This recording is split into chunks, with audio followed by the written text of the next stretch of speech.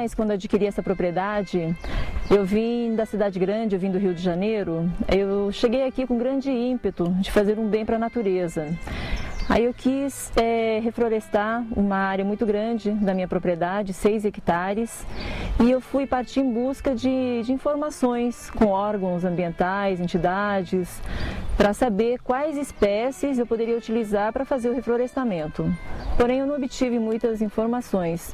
Então fui buscar as mudas, comprei várias mudas num viveiro, mais de 6.000 plantas, e parti para o reflorestamento. Nesta área aqui, onde tinha o cafezal antigamente, então nós tiramos todo o cafezal, cortamos, fizemos as covas, preparamos e aí nós começamos a plantar. Aí eu vi essas árvores crescendo e 5 anos depois eu vim a descobrir que eu havia plantado entre essas várias mudas, eu havia introduzido espécies exóticas invasoras.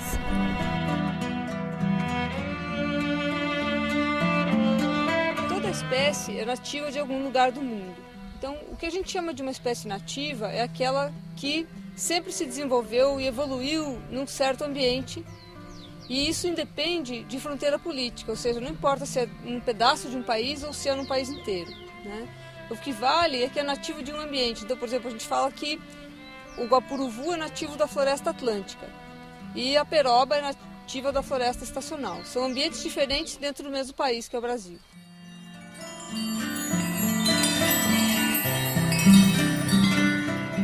A movimentação de espécies é um dos fenômenos que determinaram a história da vida na Terra. Cavalos, mastodontes e bisões vieram da Sibéria para a América através do Estreito de Bering, provavelmente seguindo a mesma rota utilizada por nossos ancestrais humanos. Da mesma forma, as Américas do Norte e do Sul intercambiaram conjuntos inteiros de espécies nos sucessivos afloramentos e afundamentos do Istmo do Panamá. Deste modo, a distribuição de espécies em um dado período da história resulta de um equilíbrio entre migrações e extinções. À medida que essas espécies são retiradas dos seus ambientes naturais e elas são levadas para outros ambientes, elas passam a se chamar espécies exóticas. Isso não tem nenhuma conotação de dizer que é bom ou ruim, simplesmente quer dizer que aquela espécie está fora de casa, ou seja, ela saiu do seu ambiente original. Se essa espécie, então, consegue se adaptar e consegue começar a se reproduzir, e aí faz um processo de dominância e vai se espalhando e vai dominando o ambiente onde ela chegou, aí sim ela passa a ser chamada de espécie exótica invasora. Elas também têm impacto sobre o funcionamento dos ecossistemas. Então, muitas vezes, são árvores que usam muito mais água para crescer do que espécies nativas, ou são espécies que fazem modificações químicas no solo, ou espécies que alteram os solos, que secam mais o solo e modificam os ciclos naturais. Por isso elas são tão problemáticas. Mas eu nunca vi falar disso não. Na verdade, isso é um assunto novo no Brasil.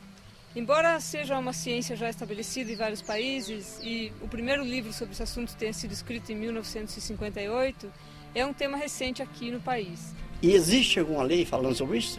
Existem diversas leis. As mais importantes, diria, são a Lei de Crimes Ambientais, que tem um artigo que diz que é crime ambiental disseminar espécies que possam causar dano a outras espécies ou aos ecossistemas e também proíbe a introdução de espécies animais. A lei do Sistema Nacional de Unidades de Conservação proíbe a introdução de espécies que não são nativas aos parques e reservas, de modo a proteger a biodiversidade. E a resolução CONAMA 369 permite e pede e considera como de interesse social a retirada de espécies exóticas invasoras de áreas de preservação permanente. Esse trabalho faz parte do Programa Estadual sobre Espécies Exóticas Invasoras. Uma parte desse programa tem sido desenvolvido nas unidades de conservação, com todos os técnicos e gestores que trabalham nessas unidades, por meio de capacitação e atividades de controle de espécies invasoras.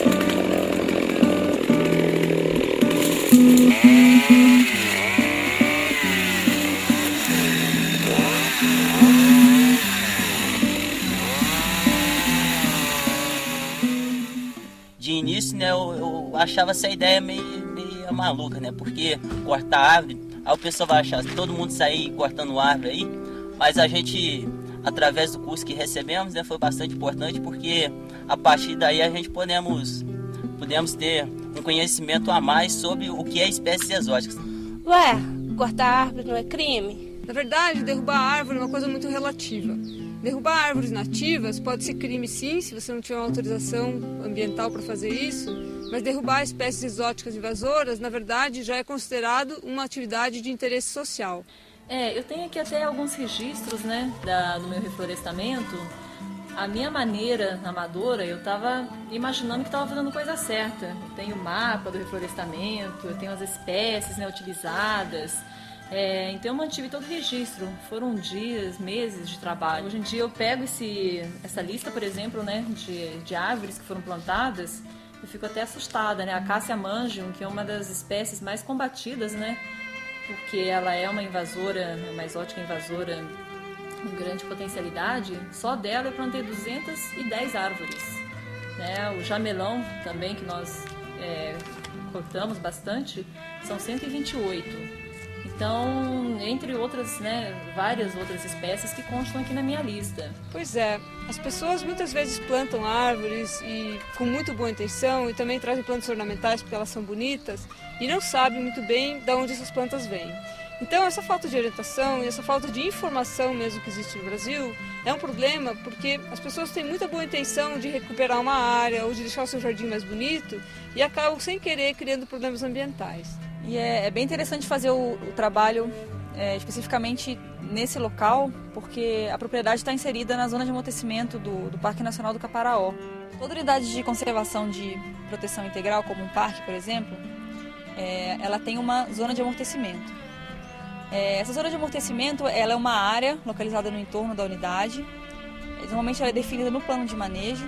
E para a definição dessa área, da extensão dessa área no entorno da unidade, a gente usa dados físicos, dados biológicos e dados sociais.